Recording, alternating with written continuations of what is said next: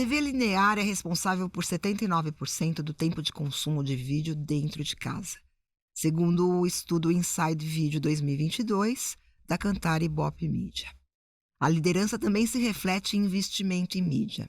São 46% de share da TV aberta, como mostra o último painel consolidado do primeiro semestre do SEMP Meios. A transformação dos hábitos de consumo, no entanto, já colocou em xeque seu modelo de negócio. Vídeos sob demanda, redes sociais e sua instantaneidade, as celebridades e toda a sua influência agora não estão apenas nas novelas. Os serviços de streaming observam e às vezes até provocam. Em resposta, as grandes emissoras vêm se ajustando e expandindo a atuação multiplataforma, com um conhecimento acumulado de décadas de produção de conteúdo. Mas isso é suficiente? O que fazer para continuar alcançando os quase 206 milhões de pessoas que assistem TV aberta no país todos os anos? Ainda é possível fazer essa audiência crescer? Qual o futuro desse meio no Brasil? Eu sou Regina Augusto, diretora executiva do SEMP, e esse é o SEMPcast, o podcast e videocast do SEMP. E hoje eu estou com duas pessoas super especiais para a gente falar deste meio vencedor e matador que é a TV aberta. Muito obrigada, Alarico. Muito obrigada, Fred. O Fred Miller é diretor executivo de negócios e marketing do SBT e o Alarico Assunção é superintendente comercial multiplataforma da Record. Eu acho que os cargos de vocês mostram bem essa amplitude, né? Porque eu acho que não só os cargos aumentaram, mas eu acho que aumentaram também as camadas de complexidade de um meio que já tem décadas, mas acaba sempre se renovando. E a ideia aqui hoje nesse papo é a gente falar deste momento atual da TV aberta, de tendências e do que a gente pode esperar nesse processo de reinvenção. Então, eu queria ouvir o Alarico, que até levei um susto, eu achava que o Alarico já estava nesse cargo há alguns anos e não faz nem um ano que você assumiu. E acho que você assume num momento chave, né, Alarico, de uma transformação do meio, uma transformação do mercado e da própria Record. Como que tem sido essa jornada no meio da pandemia, ainda por cima, enfim? Isso aí é muita história. Nós vamos para outro podcast só contar todo esse momento meu aqui. Primeiro, Regina, eu queria agradecer o convite. Muito bom estar do lado aqui do amigo Fred. A gente compartilha da mesma visão de negócio, né? Você falou aí que não faz nem um ano, eu tenho 9 meses, mas eu já me sinto um paulista já. Parece que tem uns 10 anos que eu estou aqui, de tão intenso que foi, justamente por esse novo momento que a gente vem vivendo. Esse desafio pós-pandemia, que a pandemia até foi bom, mais ainda para a TV aberta, pelo alcance, para as pessoas terem ficado em casa, né? Mostra isso, 79% do consumo que busca a TV linear. A TV aberta está se preparando também para buscar esses 21, que é o streaming também, quando ele é navegado, se encontra ali também, que é o TV conectada, que a gente vai explorar um pouquinho. Mas esse ano foi um ano desafiador de reposicionamento. Eu acho que houve um certo modismo que canalizou muito para o digital e que é uma tendência, mas esqueceram do alcance. Então pega o meio que tem essa depuração, esse controle mais por comportamento, mas ele fica restrito a um certo universo. Então eu acho que a televisão está caminhando e se reinventando dia a dia, mas a complementaridade dos braços digitais é o que é fundamental quando você soma alcance e essa assertividade agora nesse funil final. Muito bom. Depois a gente vai explorar vários pontos, que você já deu ali vários insights que a gente vai explorar. E você, Fred, você tem uma carreira no meio TV já de muitos anos, não vamos dar números aqui. Primeiro em TV fechada e agora numa grande emissora como o SBT, né? Como que tem sido essa jornada e essa virada, assim? Regina, em primeiro lugar, obrigado pelo convite. É um prazer estar aqui no SEMPcast. O Alarico, a gente, como ele comentou agora, a gente entende que tem muitas coisas que a gente tem trocado ideia e tem alinhado aí visões. Não, sem dúvida, eu acho que a transformação do meio como um todo, vamos dizer assim, né, do pago para o aberto, ele é contínuo, né? Eu acho que a questão da tecnologia impactou diretamente na questão da distribuição e vai continuar impactando, né? Então, não é uma coisa que vai parar agora, né? Então, pelo contrário, tem muita novidade vindo aí, especialmente na questão de TV aberta, com 5G, questão de CTV, de ConnectV, que a gente também cada vez mais vai estar lá dentro. E aí, isso, do ponto de vista de transformação, é uma coisa que é ótimo, né? Que você não tem rotina, né? Pelo contrário, né? É um desafio para os profissionais se atualizarem, entenderem o momento e projetar, né, como é que você vai evoluir daquele ponto em diante, né? Eu acho que isso é combustível, pelo menos para mim é combustível. Sem dúvida. E eu acho que vocês dois tocaram em pontos que têm a ver com mudanças de tecnologia, né? Que também acabam, na ponta, mudando o comportamento do consumo por parte do telespectador, né? E até o seu cargo, né? Você é superintendente comercial multiplataforma, né? E que acho que é um pouco o guarda-chuva deste episódio. Como que essa mudança de consumo e da oferta em várias plataformas, como que isso também cria oportunidades e também desafios para você abordar o consumidor e abordar as marcas? Uma coisa está muito casada com a outra, né? O desafio ele está sendo em cima da provocação que a gente tem feito para gerar as oportunidades. Mas essa convergência hoje, como eu te falei do alcance e depois cair nesse braço digital, que é a plataforma, nossa, o R7, Play Plus, entre outras, primeiro passou pelas pessoas, né? Nós tivemos uma alternância de cargos ali, uma reestruturação feita pela consultoria, a BCG, no RH mais de pessoas mais a Korn Ferry, e todos os profissionais hoje são híbridos, com entendimento profundo dos dois braços. Então não tem ninguém que atende só TV ou só o digital, né? A gente fala TV mais na linha linear, mas hoje eu chamo os dois como digitais. Mas esse negócio hoje, o nível de exigência, de provocação, ele é muito maior. Então a gente adora isso, né? Igual você brincou, o streaming acaba fazendo as provocações, vão provocando, né? Quanto mais provocação, a gente vai melhorando, mais a gente vai dando retorno e vai mostrando. Mas hoje é com critério, são com premissas. Então, se não tiver as pessoas para saber ler isso tudo, entregar o melhor, para mim não faz sentido. Eu ainda foco muito nisso. Fiz até uma palestra recente, um pouquinho disso, falando de pessoas, conteúdo e conexão.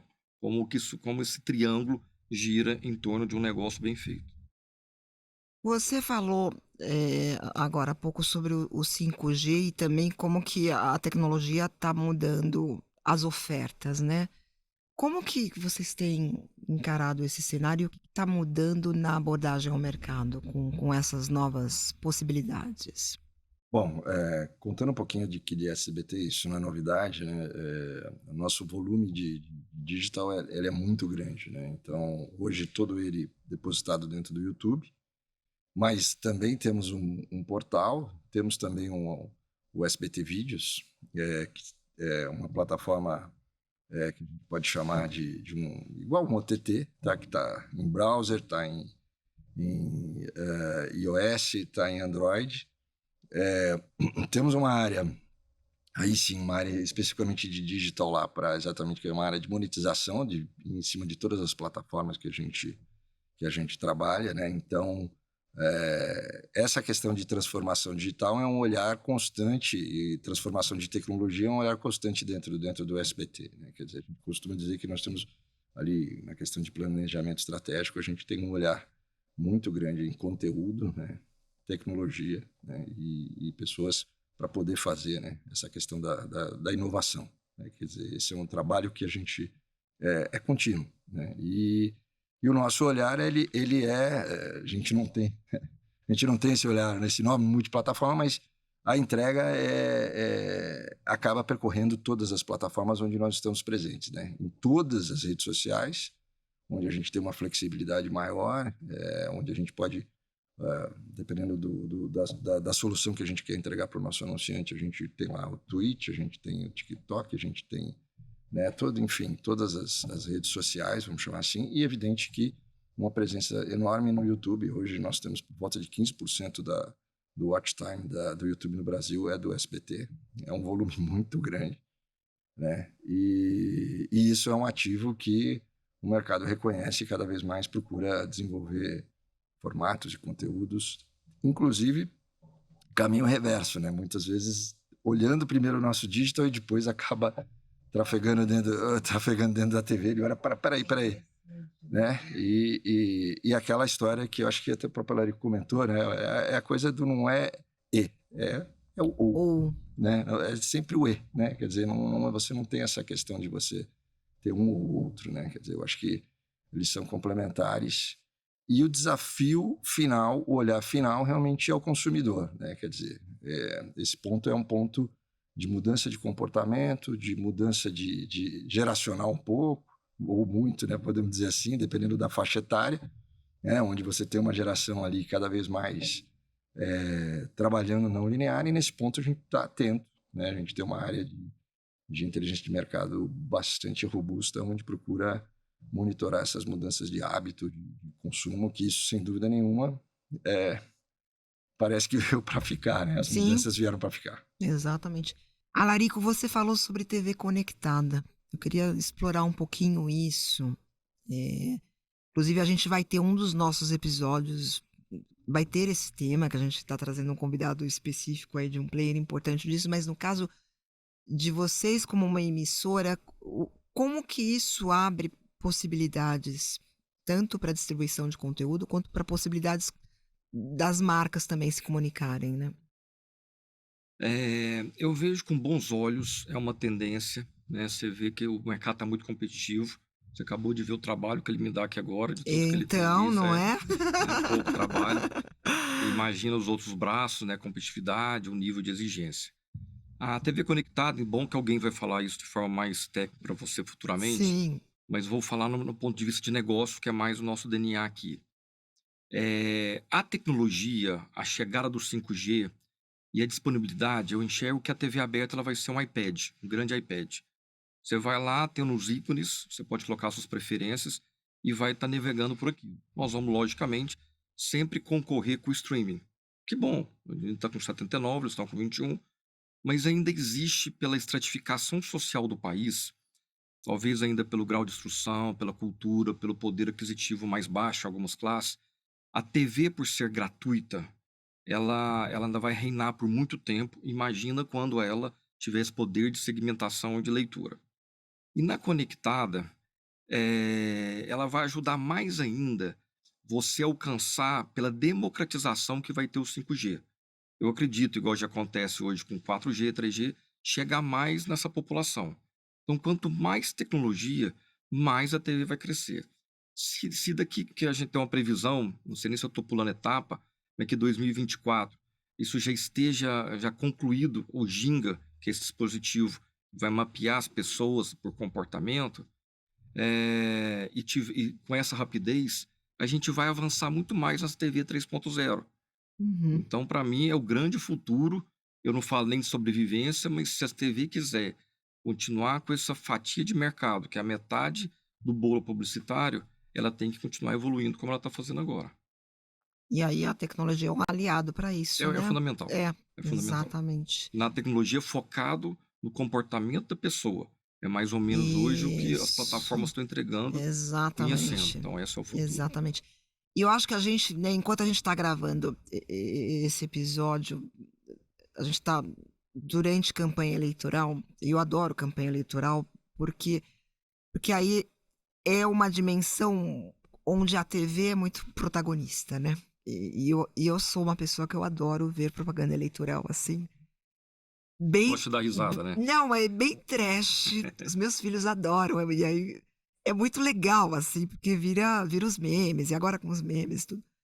Mas o protagonismo da TV aberta durante um processo desse, ele é muito grande justamente por essa capilaridade, né? Talvez nenhum outro meio tenha essa capilaridade num país de dimensões continentais com problemas de acesso à educação, e aí você fala com todas as camadas, né? E especialmente... É um meio gratuito, né? Acho exatamente. Que é E cultural, eu gosto... é uma tela grande, é uma série de Exatamente, atributos. é acessível. Isso. E eu acho muito legal isso, porque você fala, olha que bacana isso. E vocês, é o grande entretenimento do Brasil. Exatamente, vocês representam duas emissoras que têm esse poder, né? Que eu acho que vocês estão ali com esse dedo mesmo no pulso do povo brasileiro, né? Eu acho que isso é um ativo, assim, cujo valor é muito grande, né? Exato. Eu acho que essa questão da relevância do conteúdo nacional é um ativo importante. É evidente que os OTTs estão fazendo lá o seu trabalho e tentando gerar conteúdos nacionais, ou mesmo adquirir conteúdos nacionais, inclusive nossos, por exemplo, né? Que estão lá, por exemplo, dentro da Netflix, que está lá quando você puxa lá o top 10, vários conteúdos nossos estão lá, mas não tem dúvida que a leitura do consumidor brasileiro, e eu digo mais, eu digo a complexidade da regionalização, né, que isso é uma coisa que a TV aberta consegue fazer todas as grandes redes têm uma quantidade muito grande de afiliadas que cobrem do Iapoque ao Chuí, vamos dizer assim. E essa regionalização é muito importante, né? Porque a comunicação local ela acontece, as emissoras conseguem se conectar mais com esse consumidor, trazendo informações locais, e isso também é um ativo que, por vezes, né, falar, não, vamos, né, olhar só os big numbers, mas a questão de você entender o brasileiro cada vez mais e as suas questões regionais, isso é fundamental. É fundamental. É fundamental. E eu acho que o Alarico vende o mercado regional, né? E você tem esse olhar, né? Eu acho importante. E agora você está nessa posição nacional. Eu acho que você traz isso pela sua trajetória mesmo. Trago, né? E acaba explorando como diferencial, né? Uhum. O caso da Record, ela chega a ter 13 horas de jornalismo, né, nacional, somado com os regionais, e os regionais 7 horas e meia. Então imagina você acordar, almoçar e dormir falando a linguagem de cada região. E alguns programas, alguns são mais qualificados, mas outros são mais populares. Eu chamo de programas mais performáticos que falam a linguagem do povo. Então eu falo que são mais comunicadores do que apresentadores. Então imagina o comando que essas pessoas não têm. Você estava falando de política, né? Muitos estavam esperando o horário político para definir. Então você vê a força da TV aberta, ela forma comportamento, ela direciona um país. Então, por quê? Pelo alcance, por ela ser gratuita e por falar a linguagem. Tá? Eu não sei nem se você tem esse número, mas 69% das pessoas assistem a TV por confiar nela exclusivamente como fonte de consulta. Uhum. Então, isso é um ativo fundamental, importante. Exatamente. E quando você vai com a força regional com essa linguagem, aí você tem aderência. Aí você tem um apelo. Uhum. Aí tem aquela credibilidade que é o que faz todo mundo comprar aquela opinião, né? Como você forma a opinião mesmo. Exatamente. Agora, ao mesmo tempo, a gente tem um apelo também, né? Os meios digitais têm um apelo muito grande para as marcas, né? A gente está vendo que eles estão crescendo, né? Os diversos players, os novos chegando, o consumo, aplicativos de vídeos curtos, enfim. Mas o vídeo, ele acaba sendo o ativo da maioria das plataformas digitais. Né? E vocês já são produtores por essência de vídeo. E acho que isso sim é uma vantagem competitiva, né? E talvez um grande argumento quando você vai conversar com as grandes marcas também, né? Sem dúvida. A gente... vamos dar o exemplo lá da nossa casa, né? Nós aproveitamos a pandemia para criar algumas verticais de conteúdo que nós não tínhamos, né? Então, e elas são 100% digitais, mas ao mesmo tempo a gente já tem uma situação onde algumas delas retroalimentam a TV, né? O linear, o broadcast, da forma que você queira dizer. Uhum. Tá? Então, dentro delas, nós já tínhamos uma que era o SBT Games, que começou no final de 2019, mas aceleramos ela durante a pandemia. né? Hoje vamos terminar o ano com 12 eventos, né, ao vivo, trabalhando muita coisa, né? Com mais de 20 streamers que nós temos dentro da plataforma, né? Temos o TVzinho, que esse sim, nós estávamos congelados na questão de novela, não podíamos fazer novela, e nós pegamos uma pequena parte do elenco que era permitido, nós fazemos pequenas produções, e ali a gente startou uma plataforma, uma vertical chamada TVzinho, que é exatamente para falar com essa geração Z, a ponta da geração, né? Porque 2010 ali já muda para outra geração, né? E também é um sucesso tanto do ponto de vista de audiência e também já alimentando algum conteúdo na TV, que esse é um grande desafio, né? Você conversar com essa geração, acho que é um desafio para todas as plataformas, especialmente televisão e linear, é um desafio por questão geracional. E o SBT Esportes, por motivos óbvios, né? A gente acabou entrando no futebol, mas hoje ele primeiro nasceu no digital e depois ele virou um programa de TV. E o SBT News, ele foi o último vertical que inclusive, hoje nós somos líderes na América Latina de news no YouTube. Crescimento orgânico, trabalho focado em economia e política, né? É um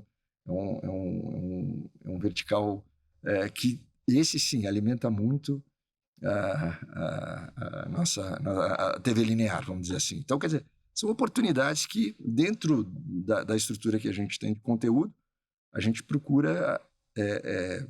porque, na verdade, a gente tem 24 horas, né? A gente não tem... Sim. E a gente tem oportunidade de mais conteúdo. Então, nós estamos fazendo esse trabalho. Então, eu acho que essa questão de retroalimentar, né? Quer dizer, uma coisa alimenta a outra, né? Então, isso é uma coisa muito clara para a gente, né? Então, e o olhar... Reforço aí, concordo 100% com a Larico, a questão do olhar do consumidor, né? Como é que poder ter maiores pontos de contato com ele, né? E na hora que ele quiser. Exatamente. E como ele quiser. A Record tem uma estratégia diferente, porque a Record tem uma marca, que é a R7, que é uma marca 100% digital, né? Como que essas duas marcas conversam, se retroalimentam, como o Fred falou? É um pouquinho desse dever de casa que ele fez, que eu acho até que demorou um pouquinho. A Record criou, e acho que a gente trouxe até um problema interno, muito separado. Então, existia até uma área comercial diferente. Então, eu acho que conceitualmente criou-se uma competitividade, além de segregar fisicamente. Eu falava assim, é raro na origem, né? Mas como era tudo no início, e a televisão ela tem um volume muito grande de faturamento, até isso aqui ter essa relevância, foi dificílimo isso. E foi uma coisa que lutou muito, que essa consultoria chegou nisso. Que era assim, tinha que ter alguém de fora e falar, esse é o caminho, assim, assim, assado. Mas era uma coisa que a gente já vislumbrava. Então você tinha um marketing separado do outro. Era quase competição em cima do outro. Então hoje não. Como eu te disse, os profissionais são híbridos, todas as verticais. A gente criou uma específica, ainda falando só de comercial, depois eu vou para o conteúdo, que ele ajudava transversal, mas o volume está tão grande e eles são tão híbridos, conhece tanto os dois braços, que está soltando todo mundo para fazer negócio. E aí ele deu um exemplo que eu cantava essa pedra. Vai chegar momentos, ou por modismo, ou pelo objetivo do negócio, que o digital ia ser a ponta do negócio e a gente ia trazer depois para a TV aberta. Isso aconteceu várias vezes. E que bom que isso aconteceu, porque fica muito mais pensado. A hora que você traz aqui, já não tem desconfiança. Você foi construindo até o negócio final. Isso é muito importante. Primeira coisa é o ganho de escala. Se o cara tá dando notícia lá, por que ele já não pode, na hora, já ou twittar ou passar informação com presteza e chegar? Hoje, uma coisa que mudou muito, que todo mundo falava assim, pô, tem que ter aquela qualidade da imagem e tal. Hoje as pessoas querem presteza na informação. Exatamente. E qualidade na informação. Isso. E a pandemia também, né? Esse mito da pandemia, mas né, o link cair. Ela acelerou. Mas já vinha. Você faz matéria hoje, exatamente, falando celular voltado e ninguém cobra essa coisa toda, não é isso? E nesse ponto a tecnologia também ajudou, né? Porque você tem câmeras hoje extremamente com grande qualidade de captação, que são muito pequenas. Exatamente. Quer dizer, celular hoje. Nosso celular é um tripézinho e ela faz celular, sozinha. Né? E dependendo, ela consegue fazer edição. Olha só. Então, assim, isso até é um problema. Falar assim, vamos todo mundo, senão gera desemprego. Tinha um cara do fio e tal. É verdade. Por isso que tem essa tendência. Mas esse ganho de escala já acontece muito. Imagina quem produz 13 horas de notícia, tanto de informação que você não tem que estar gerando.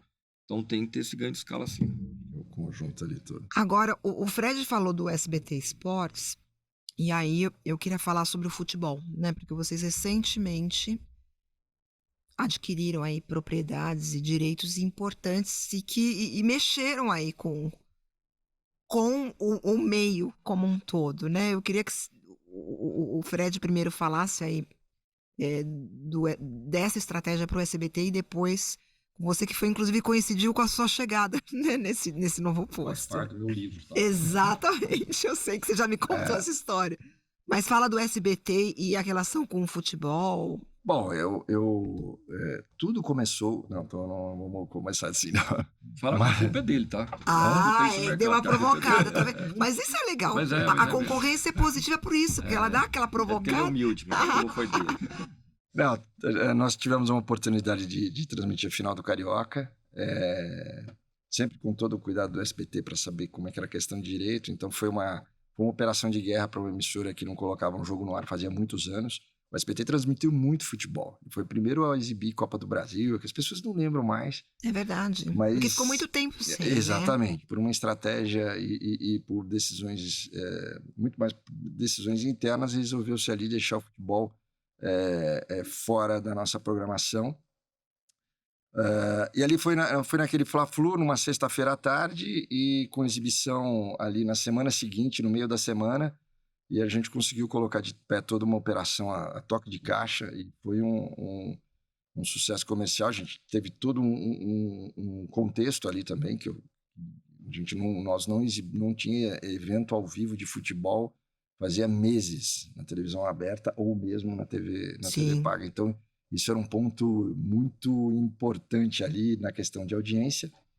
Ali acendeu uma luz, né? Especialmente para o nosso acionista, para o Silvio Santos. Ele olhou e falou assim, opa, a partir disso nós recebemos a oportunidade da Libertadores. A Globo fez um distrato com a Conmebol, e a partir daquele momento, sem nenhuma emissora, a gente sentou com a Conmebol e ali pegamos o campeonato em andamento, né? Então a gente fez ali o 20, 21 e terminamos agora 22. E a partir disso a gente começou a entrar realmente numa linha de buscar eventos. Então procuramos Copa América, né? Fizemos Copa América masculina e feminina. A boa notícia foi a Copa América Feminina. Desculpa aí, Larico. Ficamos em segundo lugar. Tem réplica depois? Olá, sim. Ficamos em segundo lugar. Nós tínhamos e aqui sendo 100% transparente, a gente tinha uma expectativa mais baixa, mas o resultado foi melhor do que nós imaginávamos. Né? Quer dizer, é uma oportunidade o futebol feminino, pelo menos... É uma demanda reprimida, né? Pelo menos seleção brasileira ali a gente conseguiu um ótimo resultado, e do ponto de vista comercial também foi um bom resultado. E Champions League, né? Champions League foi realmente o retorno para a TV aberta. A gente teve ali toda uma conversa pela necessidade do evento voltar para uma emissora aberta. Ele já tinha cabo, e era o Facebook que transmitia em sinal aberto. Então a gente voltou e já estamos no segundo ano. E, enfim, porque o futebol é uma paixão, né? Uma paixão e uma enfim, não é só a questão de audiência, é uma questão de ligação com emocional, que e a audiência do SBT, nosso público merecia ter eventos como a gente está trazendo, né? Então... E vai virar uma estratégia agora? Sim, nós estamos no segundo ano de Champions League, vamos para o terceiro ano, e para o ano que vem nós temos Copa Sul-Americana. A partir do ano que vem a gente tem 3 anos de Copa Sul-Americana também conosco. Então, e do ponto de vista regional, nós temos uma Copa do Nordeste, né? É verdade. Que é a nossa Lampions League, renovada mais 3 anos também. Aliás, ela é precursora, né? O SBT construiu essa audiência, e são audiências muito grandes. E aí sim, né? Com jogos em liderança, é uma paixão pro nordestino a Champions League. E isso a gente ficou muito feliz. A Lampions League. A gente ficou muito feliz de conseguir a renovação para os próximos 3 anos também. Então, a partir do ano que vem, a gente já tem um novo contrato. E é uma disputa E é um intensa. produto, do ponto de vista comercial, também relevante, muito né? relevante, muito importante e atende uma necessidade de todo o mercado, né? A região Nordeste é uma região... Aliás, eu comecei, apesar de ser paulista, eu comecei na Globo de Recife. Eu trabalhei 5 anos lá e atendi Alagoas, Sergipe, então eu sei, essa parte regional eu sei bem como é que é. Mas, sem dúvida, a Copa do Nordeste é um produto que foi construído. O que eu costumo dizer, a gente só olha já as audiências de Champions League, não, tem que ter a questão de resiliência, crescer, apostar no produto, e aí você vê a questão do crescimento. É um produto que realmente como eu disse, né? Essa conexão da paixão é uma coisa bastante interessante. Eu sou suspeito porque eu adoro, então. Não, mas é muito bacana mesmo. E no caso da Record, no final do ano passado, logo que você chegou, ou junto com a sua chegada, a Record também fez teve uma iniciativa muito interessante, né? Conta pra gente um pouquinho como foi isso. Um pouquinho, primeiro você vê o trabalho que ele me dá, né, cara? Então, ele contou isso tudo. Você viu? Tem 3 anos. Você tem quantos anos tem de SBT? 3 anos. 3 anos. Tô completando daqui a pouco, alguns dias, 3 anos. Eu tô com 3 anos, mas eu tô passando aqui. Mas você já chegou é uma equipe, também, uma equipe né? toda lá que tem. Esse eu quero ressaltar. É uma equipe toda que trabalha. O time de negócio lá é incrível e todo o resto da emissora. Sei onde você trabalhando aqui. Mas vamos lá. A mesma coisa aconteceu, né? A gente até tem a chamada, você falou muito paixão, a gente fala sua paixão em campo. Né? A nossa paixão, é a paixão do brasileiro. E eu queria até dar um exemplo sobre isso. O que é o fracionamento de meios e como eles são complementares. Acabei de me dar um estalo aqui, tanto que isso é importante. Depois eu vou contar de trás para frente, mas eu acho tão relevante essa informação. O Campeonato Paulista, que ele foi nacional, mas a metade do sul para baixo foi paulista, e de Brasília, Rio e o Nordeste foi o carioca. Então a gente fez sinal simultâneos, que era um projeto nacional. Em São Paulo, ou audiência NET, a gente chegou na final, aí desculpa todo mundo, 30 pontos de audiência, sendo fracionado com o YouTube, com o HBO Max, entre outros. Então mostra que a força da TV aberta, ela continua... Entre outros. Só tinha mais um, mas ele não quis falar o nome. Não lembrei não, me ajuda. O Premiere. Premiere. São Paulo, porque o Carioca não teve. E teve Premiere. Então, olha o quanto isso foi fracionado e ter 30 pontos de audiência no final. Então, assim, esses posicionamentos de quem é maior, do quem é melhor, não é o melhor discurso para o mercado. Isso cria uma animosidade. Mas isso aí também é porque o São Paulo estava na final, né? Nossa, porque eu sou São Paulo, até gostei de escutar isso. Geralmente só do Corinthians. Eu sou São Paulino. Então, eu acho que tem um mérito também dos times que chegaram lá. Foi 4-0, tá? Pro Palmeiras, então eu tenho que esquecer, mas... Sim, mas tínhamos... Mas o começo da história é bom. O começo foi o seguinte, ele tinha dado bom exemplo, quando bom exemplo a gente tem que seguir. Eles fizeram, o vendedor tem que ter sorte também, ele teve a sorte que foi depois de uma pandemia assim ao vivo, é um fla-flu, e a gente conseguiu no ano seguinte, a gente até concorreu e conseguiu levar o Carioca regional.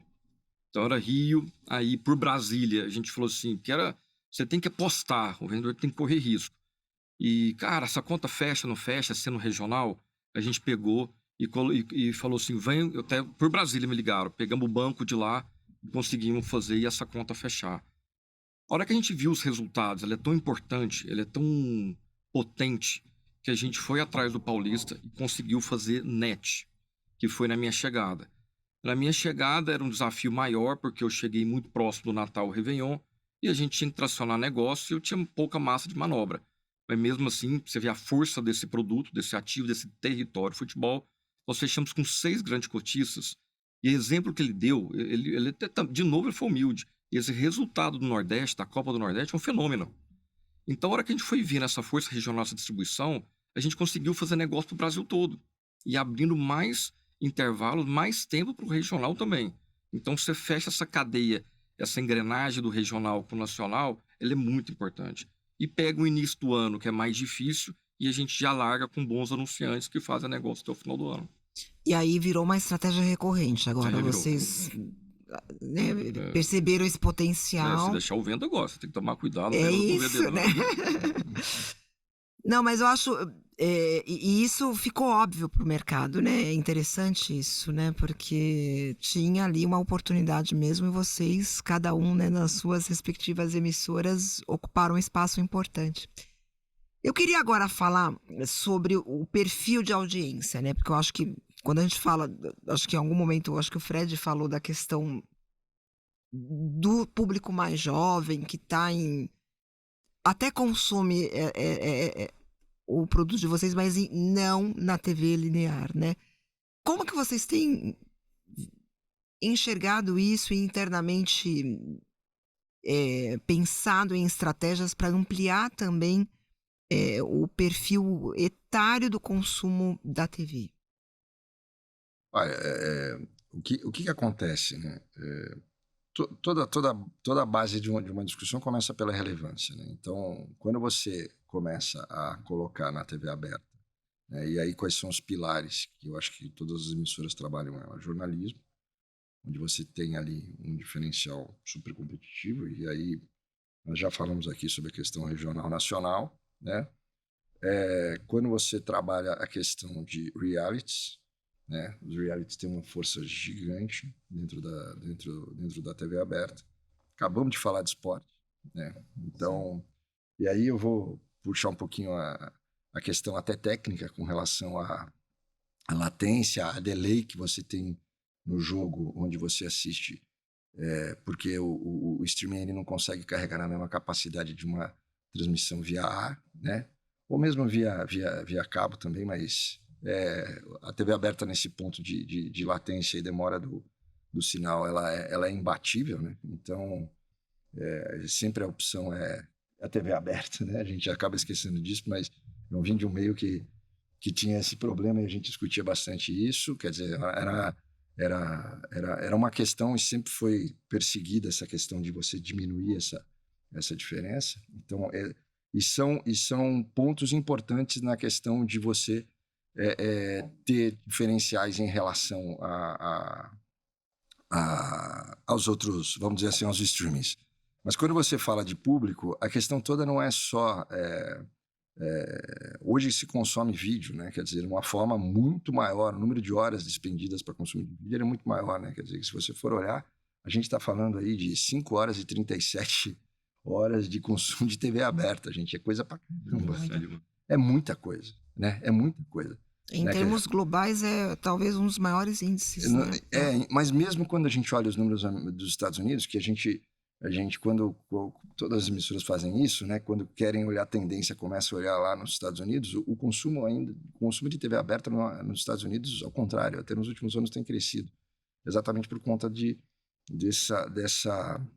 dessa questão toda que eu estou te falando, de alguns pilares que são super importantes e a TV aberta tem essa qualidade de entregar. E olha que lá nos Estados Unidos ainda tem a TV paga, que é uma base ainda relevante, apesar dos OTTs estarem crescendo. Mas evidente que a questão geracional e de hábito de consumo, ela tem que ser levada em consideração, né? A gente não pode simplesmente chegar e falar assim, não, ok, estamos aqui, vamos deitar nesses louros esplêndidos que nós estamos super bem. E não, né? Então, quer dizer, tem um olhar, né, para hábito de consumo, de como o comportamento está mudando, a questão de eventos que podem ser, sim, consumidos no não linear, né? Onde você pode maratonar no final de semana.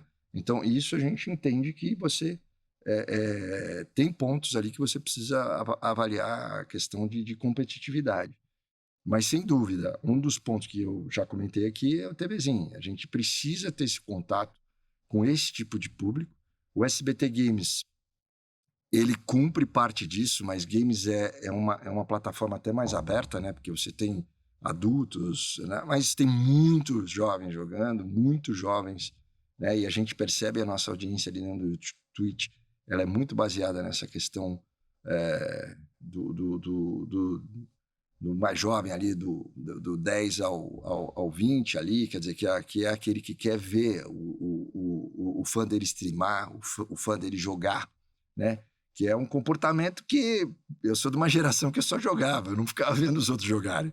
Mas meu filho de 12, o Theo, ele fica lá, né, vendo ali como o cara joga. Quer dizer, eu falei, filho, né? Ele falou, não, pai, peraí, eu quero ver como ele joga para eu poder praticar depois, né? E isso tudo, a gente busca a conexão com esse target para exatamente retroalimentar, né? A própria Poliana Moça, que está dentro do TVzinho, a gente tem certeza, pelas redes sociais, que está retroalimentando, né? Então, esse é um ponto importante que a gente monitora, mas é um desafio. É um desafio. Não é uma equação fechada. Não é uma equação fácil de resolver. E no caso da Record, Larico? Ele até falou essa palavra final, para mim é o maior desafio. Porque hoje muito você escuta, meu filho não assiste mais, ele escuta isso muito em mim, esse negócio, né? E às vezes eu falo, o meu também, né? Mas agora eu tô falando negócio, população ativa e tal. Claro. Nós vamos evoluir até ali. Só que eu vejo num olhar mais simples, é o maior desafio mais simples. O que eles estão assistindo? Não é o game? Por que não colocar o game também na aberta, inserir dentro de um conteúdo? Pegar esse profissional que o filho quer assistir e colocar dentro. O conceito é simples, né? Mas a mudança do hábito é que ela vai ter que ser mais contundente. Porque deixaram migrar demais. Eu acho que aí foi uma falha. Mas se sabe o que está assistindo, o que está sendo atrativo, traz para dentro. A gente tem reality para isso, tem novelas para isso, entretenimento para isso. E quando a gente também explorou a questão do vídeo, né? O vídeo é muito forte, combina som, movimento, imagem, é só ele. Você vê tudo, você vibra com aquilo. Então, eu acho que a hora que você inserir essas pessoas, você pode, vamos fazer um sorteio, você vai participar, o cara do game, concorrência, quem vai ganhar? Eu acho que é muito por aí. A gente só vai ter que agora falar, cara, ele tá nessa telinha, igual eu tô te falando, depende da tela. Exatamente. Isso não depende. Vambora. Tem no celular, né? É o nosso caso. A Poliana Moça, por exemplo, tem uma audiência gigante no YouTube. Né? Eu imagino. No não linear. Né? Não vou falar aqui números para não ficar bravo. Não, eu sei. Mas é isso mesmo, né? E é uma questão, quando você está falando do linear, é uma questão, e eu já escutei isso de clientes, né? Falando, pô, é um momento que eu paro com a família, que eu consigo parar com a família, porque meu pequeno gosta e tal, e a gente tem todo um cuidado. Poliana tem toda a questão de não entrar em temas, vamos dizer assim, que a brincadeira é que do neto à avó todo mundo pode assistir ali, quer dizer, são temas mais leves, vamos dizer assim, e isso é muito bacana você escutar no mercado, né? Mas esse é um desafio, né? Como é que você cria cada vez mais essa conexão desses conteúdos? Esse é o maior desafio, sem dúvida nenhuma. Mas eu acho o jovem também com muito modismo, agora tudo é game e tal. A hora que você puxar os maiores influenciadores, eu até não entendi porque que não começou ainda, porque a gente tem uma tradição tão grande no jornal de manhã, não sei o que, da novela, à noite, reality show, linha de show, a gente chama, que a gente não tá quebrando. Mas eu acho que é muito por aí. E vocês têm um ativo até do jovem, até muito mais do que a gente. Você tem mais esse DNA, até pelos perfis das novelas, pelo que revela. Talvez seria até mais fácil isso, né? E aí pode acontecer uma coisa, você traz o carioca, a gente leva o carioca depois. Olha lá, já tem uma ideia. Isso é a porta da esperança. Não tem problema nenhum. Muito bom, né? Bom, a gente está se encaminhando para o final, mas eu queria deixar uma pergunta para a gente encerrar essa conversa que está deliciosa, um pouco olhando em perspectiva para frente, assim, né? Vocês acham que existe espaço ainda para a TV aberta crescer? E se sim, por onde vocês enxergam isso, assim? Oportunidades que vocês veem ainda de ocupar um espaço mesmo? Quem quer começar? Você, Fred? Não, eu posso começar. Você pegando no final, não é? Não, pode começar, pode começar. Não, a gente falou aqui, né? Quer dizer, quando hoje você tem duas... uma principal questão, vamos dizer assim, é que a TV virou realmente, né? Que todo mundo falava, né? Eu gosto de uma frase do fundador da Netflix, que ele falava que a TV vai acabar em 10 anos, né? Em 10 anos, tá bom. Ele também falava que não ia vender publicidade, né? Então... Isso. Então, vamos começar por aí, né? Quer dizer, eu acho que são dois pontos importantes. E sempre tem ali algum arauto ali que fala, não, agora vai acabar tal meio, agora vai acabar tal meio. Pô, eu acho isso... Não, pelo contrário, a gente vai crescer. Eu acho que a relevância da TV aberta, tudo que nós conversamos aqui hoje sobre questão de conteúdo, questão de entender o consumidor brasileiro, saber das diferenças regionais. Então, quer dizer, você tem uma complexidade aí por trás que a gente está há muitos anos trabalhando. A gente não está, né? A gente está numa maratona. As emissoras estão há anos fazendo esse trabalho e é só ver a relevância que ela continua tendo no volume de horas consumidas. Então, esse é o ponto. A questão de crescimento, ela vai na minha opinião, vai acompanhar na tecnologia, onde você vai ter a TV conectada, onde a gente já comentou sobre isso. Então, você pode ter a união das duas coisas, né? Onde você vai ter ali o que eu brinco, o canhão, né? Onde você vai ter a cobertura mais rápida, mas eu quero falar com um determinado target específico, nós não vamos conseguir falar também, né? E a questão do 5G, que vai melhorar e muito, né? Todo mundo fala, não, mas é todo vídeo, tá bom, mas...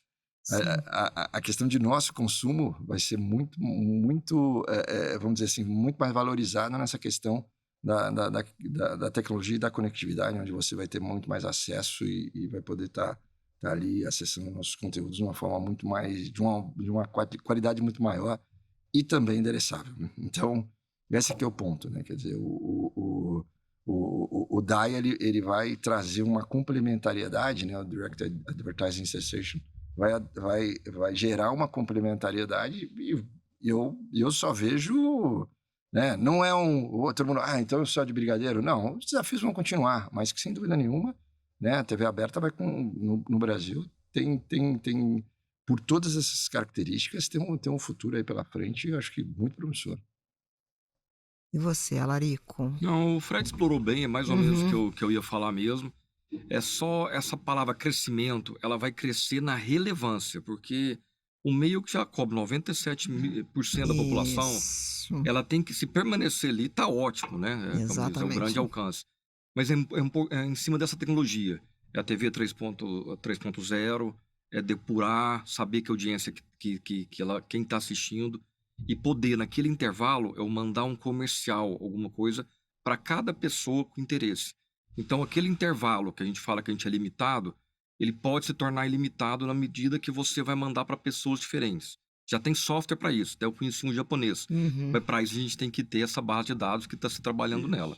Aí, é o que eu te falando, se tiver alcance, somado com essa análise, essa depuração, esse filtro, eu acho que ela se torna imbatível no ponto de vista do que ela quer entregar. Eu estou falando até ponderando isso, você vê a mágoa que fica quando a pessoa fala, né? Falou uma coisa que ia acabar e tal. É onde eu acho que é o erro do posicionamento. Sim. Alguns chegam e falam, não, agora eu sou maior que o fulano, eu sou maior que o ciclano, eu resolvo tudo.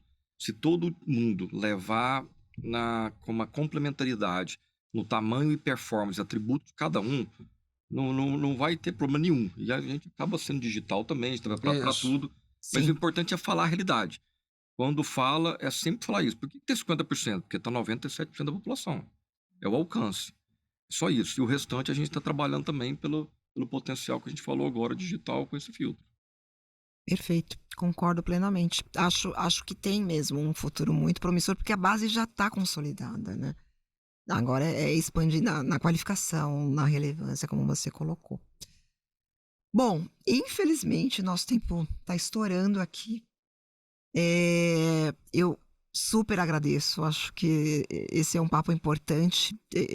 Eu acho que a gente falar de TV aberta é falar muito sobre uma característica muito brasileira, assim, né? Falar sobre esse meio que tem esse alcance continental, porque a gente vive num país continental, eu acho que isso é uma das marcas da nossa publicidade, do nosso mercado. Então, eu sou muito grata à presença de vocês. Acho que essa é a primeira de muitas conversas que a gente ainda vai ter sobre esse meio matador. Eu que agradeço o convite, Regina, mais uma vez. Agradeço aqui ao Alarico, a companhia. Não, é uma delícia, é um privilégio ter, né, 2 concorrentes juntos. Por isso que o tempo acaba, você põe 2 vendedores. Você viu? Pronto. Mas eu acho que vocês têm uma coisa de um otimismo que isso é contagiante, né? E a gente precisa, né? A gente está num momento tão desafiador que é bom ouvir vocês, assim, porque... Mas é bem realista também, sabe? A gente falou com consistência, acho que é isso. Não, muito obrigada. Juntos. Obrigado aí pelo convite, parabéns pela iniciativa. Eu que agradeço. Obrigado. O Sempcast é uma iniciativa do Semp, Fórum de Autorregulação do Mercado Publicitário. Eu, Regina Augusto, apresento e assino a finalização do roteiro, feito em parceria com a equipe da Vértice Inteligência. Produção Semp e Vértice Inteligência. O Sempcast é gravado nos estúdios da But First Coffee.